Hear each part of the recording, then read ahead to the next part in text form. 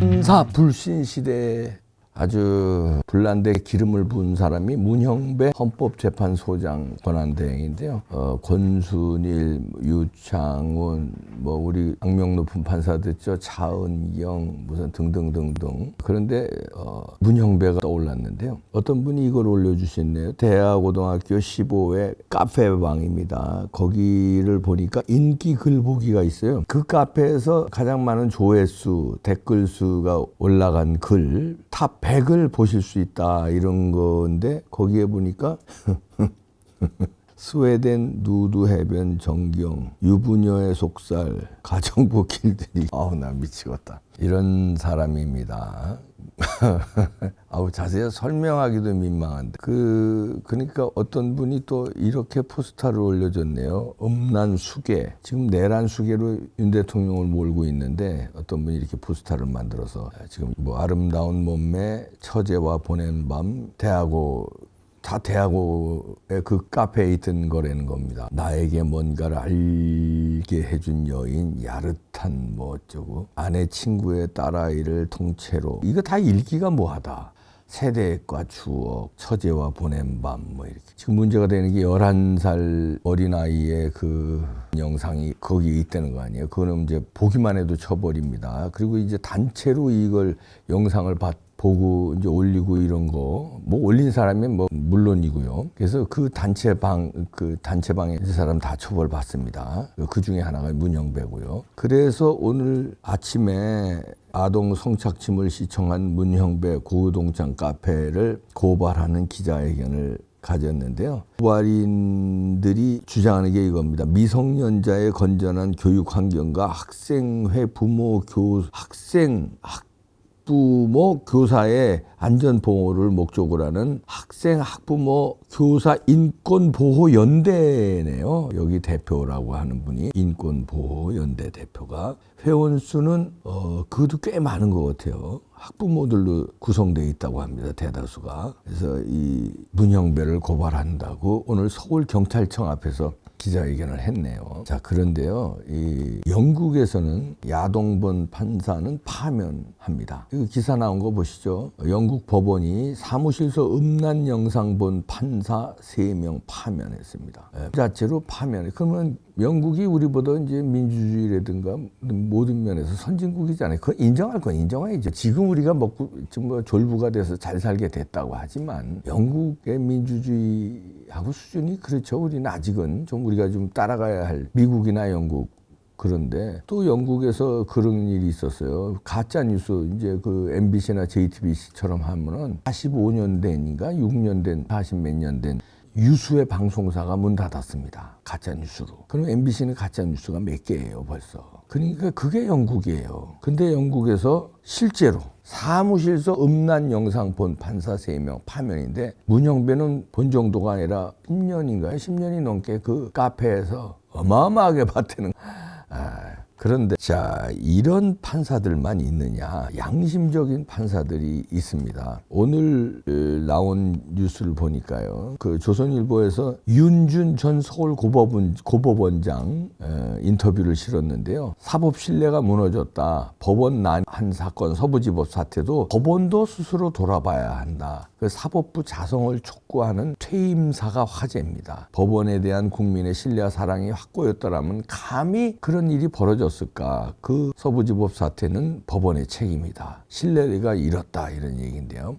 구구절절이 옳은 말을 많이 했습니다. 그리고 이분뿐이 아니라 이제 한 분씩 여러분입니다. 한 분씩 이 판사들이 있다는 거 좀 알려드립니다. 그리고 엊그저께 뉴스에 나온 거 보셨죠? 어저께 제가 홍평에서도 소개해드렸는데 현직 검사장이죠. 춘천지검장인데 이영림 지검장이 일제치하 일본인 재판관보다 못한 헌재를 보며 이런 글을 올렸어요. 그러면서 이제 안중근 의사에게 윤미를 사살한 이유를 진술할 시간으로 1시간 분을 최후 진술을 주었는데 문형배는 6차 변론에서 윤 대통령 측의 3분 발언 기회 요청을 묵살했다. 그러면서 한국 법원은 간첩의 모든 주장도 들어주는 데 아닌가. 권 보장을 이유로 모 정치인에게 방면의 기회를 주지 않았냐. 그런데 지금 윤 대통령에겐 적법 절차나 방어권 따위는 중요하지 않다는 거냐 이러고선 헌재를 매섭게 비판한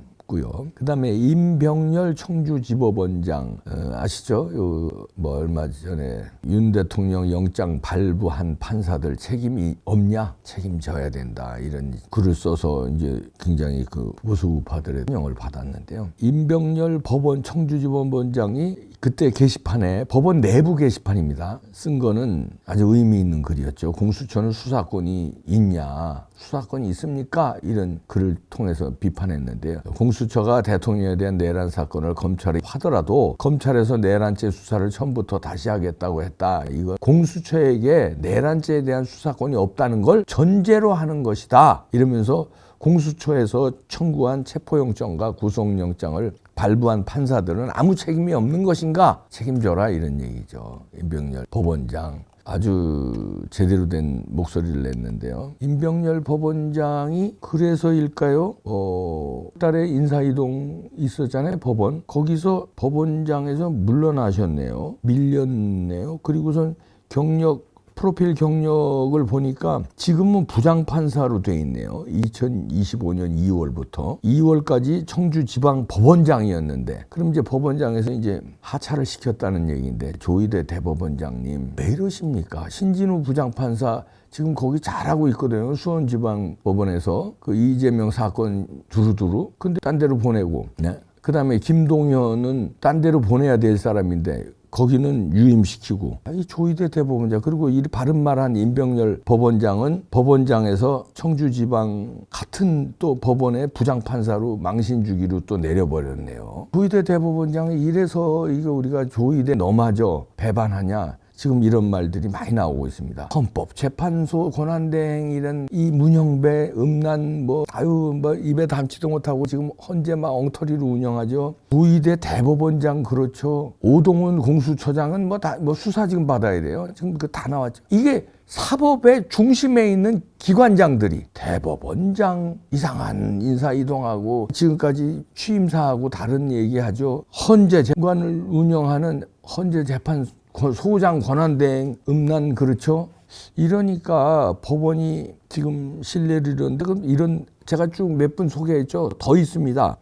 법원의 양심 판사들 더 소개해드리면요. 백지의 대법원 재판연구관은요. 이런 분들 다 판사니까요. 법원 내부망에 올린 겁니다. 코트넷에요. 공수처의 수사권이 있나 이 부분에 대해서 아직 어떠한 분도 말해준 적이 없는 듯해 묻는다. 이러면서 공수처 수사권 없는데 이렇게 수사하는 거 이거 문제가 있다. 이렇게 따지고 있고요. 그 다음에요. 성금석 부산지법 부장판사 이건 제가 소개한 적도 있는데 고의자 범죄수사처 여기서 이제 문제가 많다 이런 거 지적했었죠. 성금석 부장판사는 이거 말고도 많은 지적을 했습니다. 제대로 된 판사죠. 고위공직자 범죄 수사 과정에서 인지한 그 고위공직자 범죄와 직접 관련성이 없는 죄에 요즘 문제되는 내란죄는 해당한다고 보기 어렵다. 문헌 자체 해석 맞지 않는 것으로 대통령에 대한 형사 불소추 특권은 기소만이 아니라 수사에도 적용된다고 봐야 된다. 그렇죠. 대통령에 대해서 형사 불소추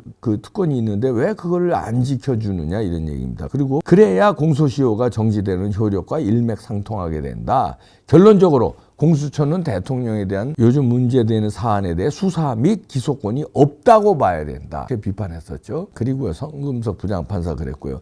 김광진 대구지법 부장판사도요. 이렇게 얘기했습니다. 이 기회에 누군가는 큰 용기를 내어 전반적인 국가안보체계나 헌법재판소법 제32조에 체계적 지위를 포함한 헌법재판 절차까지 아우르는 사법 절차에 관해 깊은 고민과 연구를 해주었으면 한다. 이러면서 그 헌법재판소법 32조를 설명합니다. 현재 수사 중인 사건의 자료 기록은 송부를 요청할 수 없다. 이렇게 명시되어 있는데 수사한다면서 수사 중인 사건의 자료 기록을 요구해서는 안 된다. 근데 이미선 재판관이 이걸 어기고 검찰과 경찰의 공수처 수사 기록을 확보해달라고 국회 측에 요청을 해서 지금 그거 다 받아가지고 헌재에서 하는 거, 이거는 현행법상 함부로 압수수색을 할 수 없음에도 공수처와 서부지법은 사법 절차와 맞지 않는 무리한 영장을 집행해 또 논란을 빚었다. 또 수사 자료를 헌재가 이걸 자료를 요청해서 그걸로 한다는 거는 말이 안 된다. 이렇게 비판했고요. 그 다음에 황운서 수원지법 부장판사도 또 이렇게 썼네요. 공수처가 내란죄로 수사하고 있고 영장체포도 그를 이유로 발부됐으니 1항은 차치하고 결국 2항이 핵심 내용인 것 같은데 본말이 전도된 논리가 무슨 뜻이냐 이러면서 만약 직권남용죄가 따로 성립하지 않는데 내란죄만 남을 경우 실질적으로 내란죄에 대해 공수처가 수사를 한 것이 되어 공수처의 권한을 제한한 법률 규정이 무의미해질 우려가 있다. 이렇게 글도 달았고요. 이렇게 한두 명이 아니에요. 의식 있는 판사들, 그다음에 법원장들, 부장판사들 많아요. 그런데 이분들의 목소리는 조명이 안 되고 종편이라든가 조중동이라든가 이런 데 조명이 안 되고 그냥 뭐 밀어붙이기로 나가고 있어서 제가 쭉 소개를 해드린 겁니다. 그중에서도 특히 화제의 중심은 문형배죠. 문형배는 지금 여러 가지 사건으로 인해서 특히 음란 사건으로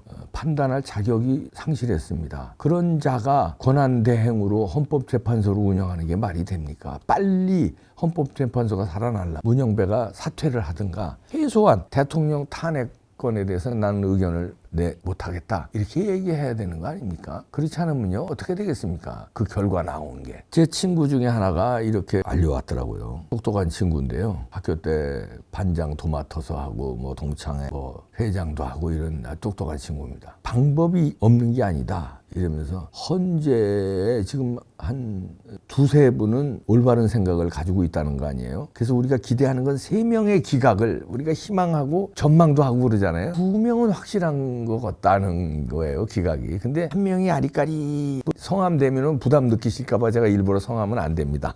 그래서 이제 아리까리한데 그분이 이제 기각을 해줬으면 좋겠다 우리 희망 분석을 하는데 2명은 확실하다는 거 아니에요? 기각에. 그렇다면 이런 아이디어를 내더라고요. 2명이 사퇴하면 어때? 사퇴하면 어떠냐 이거죠. 헌재재판관에서. 그럼 의결 정족수가 안 되잖아요. 지금 8명인데 2명이 사퇴를 해버리면 6명이 돼버리니까 의결 정족수가 안 되니까 판결을 내릴 수 없거든요. 그렇게 하면 어떡하냐? 어떠냐? 이런 의견이었습니다. 그것도 좋은 의견 같은데 그래서 제가 답글을 달았어요. 근데 그런 용기를 내줄까? 자기 직을 던져야 되는데 그 자리가 어떤 자리인데? 그런데 우리 친구 성만 얘기합니다. 양씨입니다. 양씨. 이름까지 다 얘기하면 또 공격받을까 봐.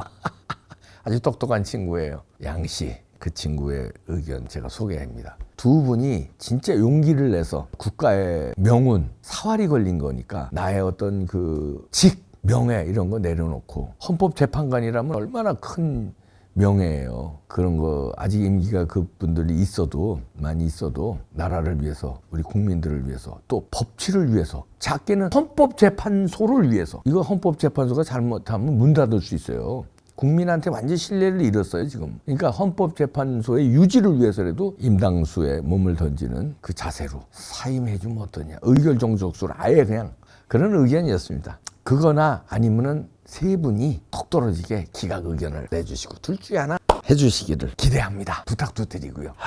판사들이요. 우리는 희망을 가져야 됩니다.